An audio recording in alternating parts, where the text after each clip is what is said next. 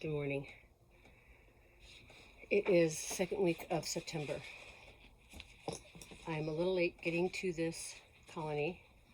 This is our hive in which I put the giant queen cell.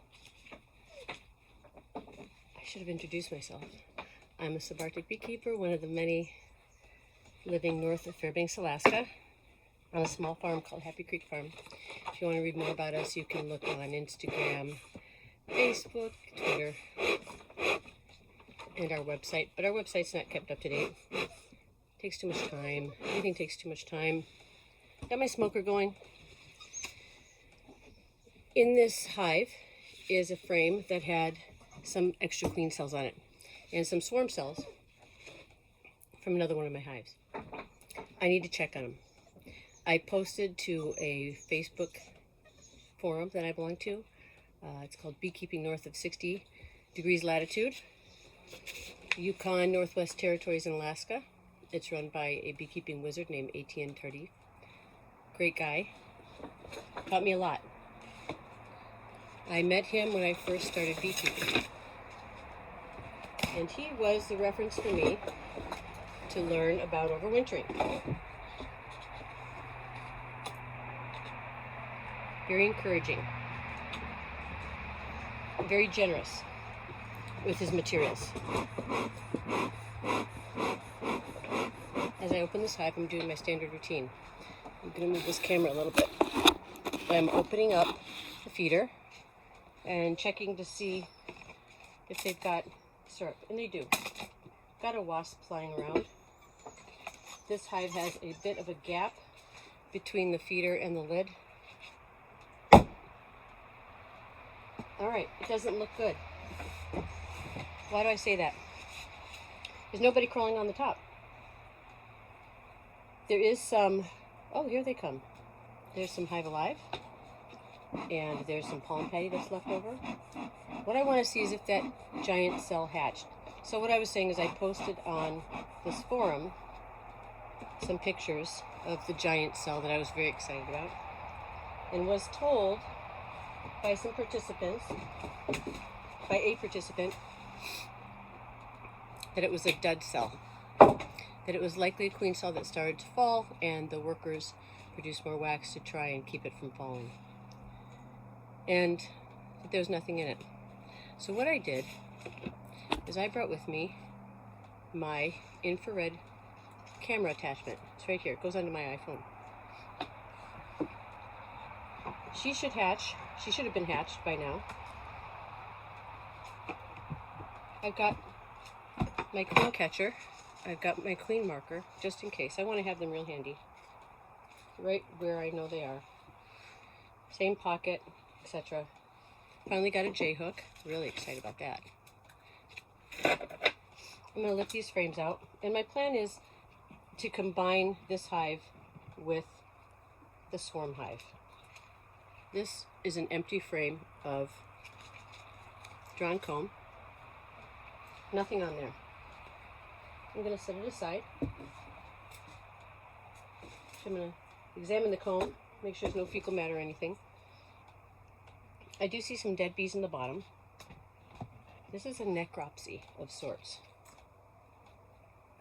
Another frame that is completely empty. So I had put stores in this frame, so that means they ate them all.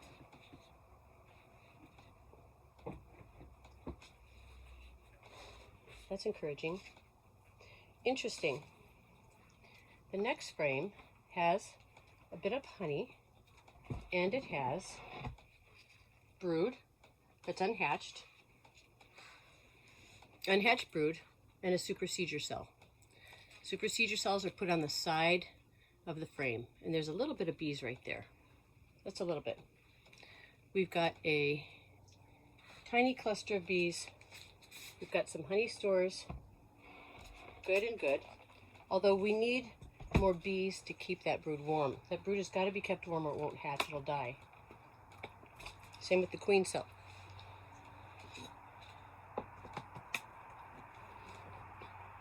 I do not know how old this queen cell is, but it's been a week, so I would have expected her to have hatched. we've got more bees on this frame with some unhatched brood in here. And then here we've got the giant queen cell. It is right here. Unhatched brood. But these nurse bees look like they're doing a good job keeping this brood warm. So I would expect this hive to grow. I'm going to smoke this frame. Move these bees around a little bit. And I'm going to use my infrared camera to take a picture of those cells to see if there's any life in them. And blowing on the bees real gently. And what I'm going to do is I am going to combine this hive with another one. There needs to be more workers in here to keep these brood cells warm. I'm going to get them through winter. Really tiny colony right now. So that tells me there's been a little die-off. I'm going to take a picture. Interesting that it's standing by itself. That's always risky. That the queen cell is showing up as black. All three of them. It could be because of the wax. It could be because they're dead. Let me get these guys off this cell here. There it is. And you know something? There's something alive in that queen cell. And I'll post these to our Facebook page so that you can see them if you like. I just want to verify I got that picture before I put them in. I did. So this hive is still going. I'm going to put them back in the middle where it's warmest. Not many bees had come up to the feeder to get any syrup. So I need to make some adjustments. I have the swarm hive right next to it. I've got another frame here that's got some honey stores on one side and it's got a small amount of bees on the other, along with some more supercedure cells. One is ripped open. I've got a dead drone here.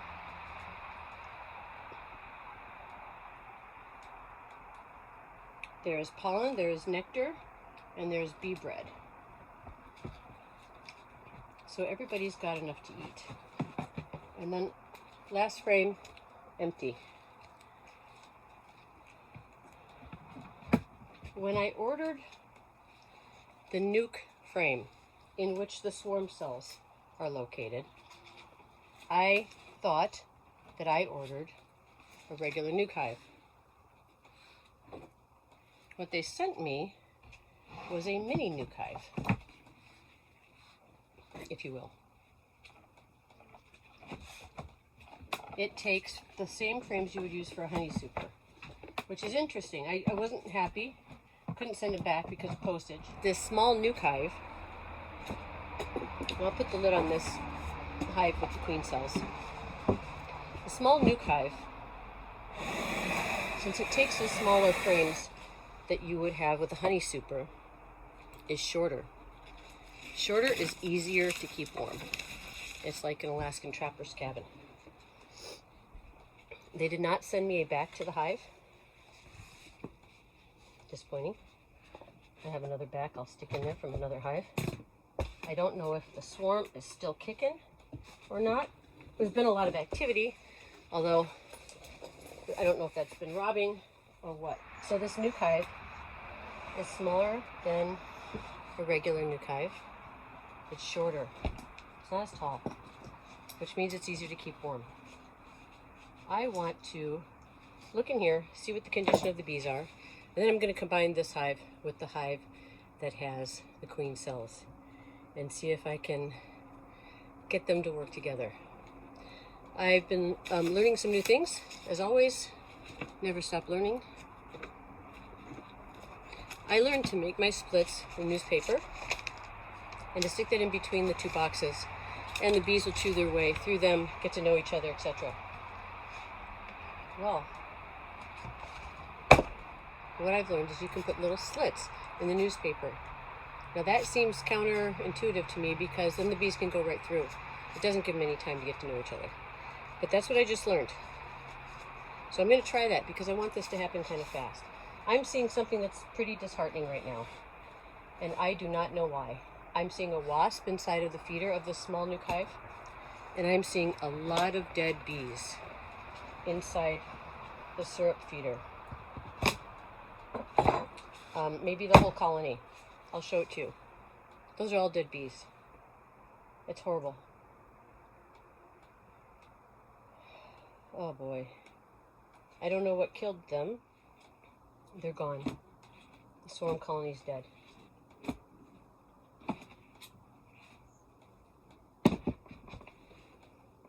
Very disappointing. Which leaves me, dang it, without the swarm colony. It leaves me with an empty small nuke hive. And what I'm going to do is I've got another small hive that needs to be combined. I'm going to check on them and combine them with the blue hive that has the queen cells. That other small colony doesn't have a queen either. That seems to be the biggest issue that happens when you're treating for mites, at least for us. When you're treating for, well, at least for me.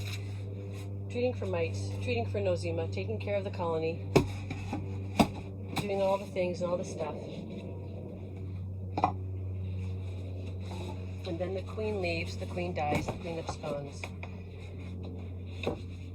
And then we have an incredibly short season, about 3.5 months, and then we're stuck. We've got to do some things. So I am going to sign off and go and check that small nuke hive. I'm going to actually bring it here on the deck, and I'll show it to you. You've seen it before in another video, and I'll combine them. And if there are no stores left in that small nuke hive, I'm going to transfer them to this short nuke hive in the interest of warmth. Our temperatures are cold. I mentioned the wool blankets.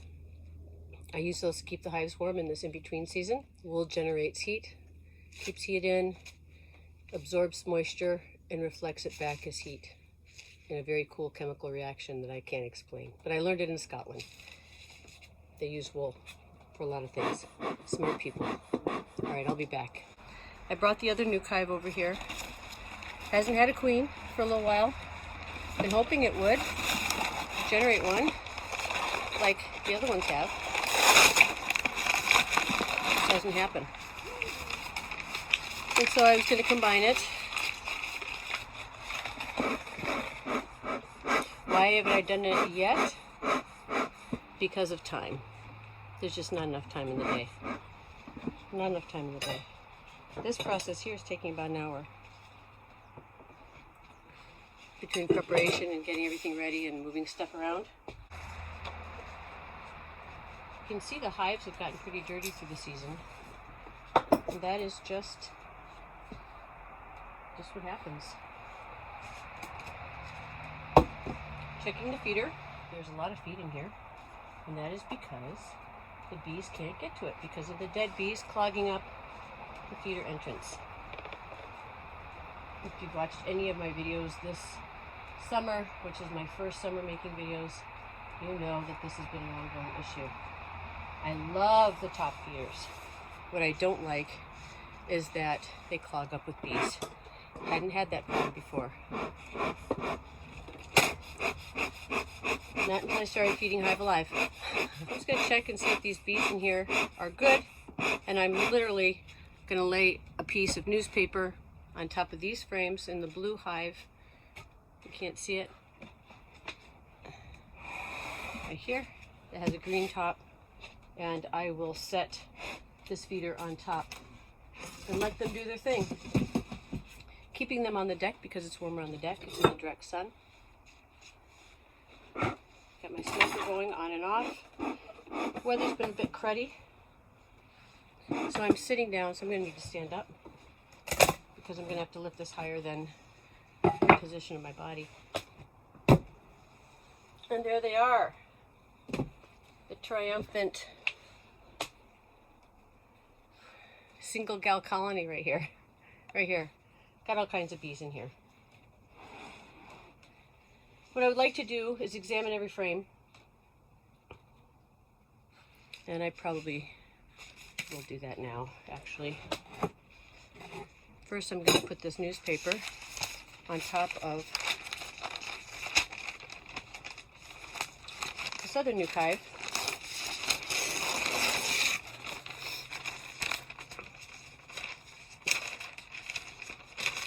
I'm going to put some slits in it with my J-hook. Hey! Take my J-hook and I'm going to put some slits in it. I'm taking the risk. Put some slits in it. Ooh, I just have not done it this way before. I don't want anyone killing each other. I've already lost some colonies and I don't want to lose any more, frankly. And so I'll compromise. I'll put some slits in it, not all the way through. I learned the slit thing from the University of Montana Master Beekeeping Program, which I love. But Montana is a different egg than Alaska. So I'm going to leave that there. I'm going to actually do this hive inspection while the colony is on top of the newspaper. Please, somebody develop a smoker that lights well, stays lit, and doesn't break. We'll take this hive. They're moving slow. It's in the 40s, 40-degree Fahrenheit range. The bees are all coming to the top. I'm going to put it right on top of this nuke box. It's not the short ones that I wanted, but it'll do. Move the bottom out of the way.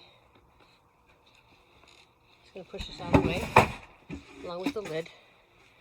And we're going to see what happens. As you can see, some of the frames rose up because of the food that's on the bottom.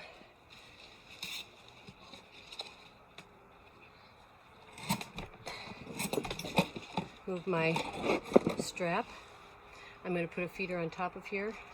They've got plenty of reserves that they're engaging in. I've got my syrup with bees from this colony, and I'm going to put them on top. I do not like the crunch. You know the crunch. If you're a beekeeper, you know the crunch I'm talking about. So I'm going to try and get some smoke up here and smoke those bees down so they don't get crunched. They're moving down. They'll thank me later.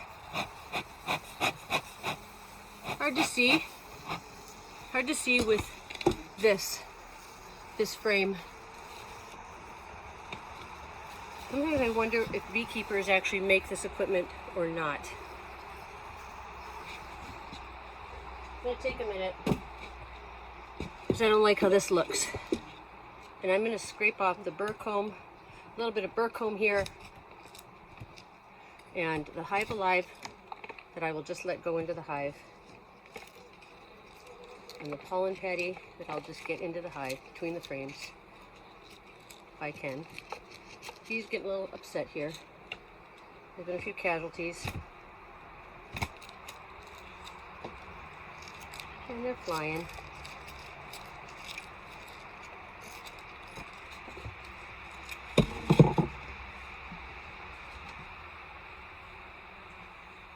So that's some bees on the bottom of this box. And I'm going to try to get them down. It never makes them happy. Got a couple of stragglers here. I'm going to push them in, and this is much better. I'm going to press it down, and then I will clean out the entrances to the feeder, to both feeders,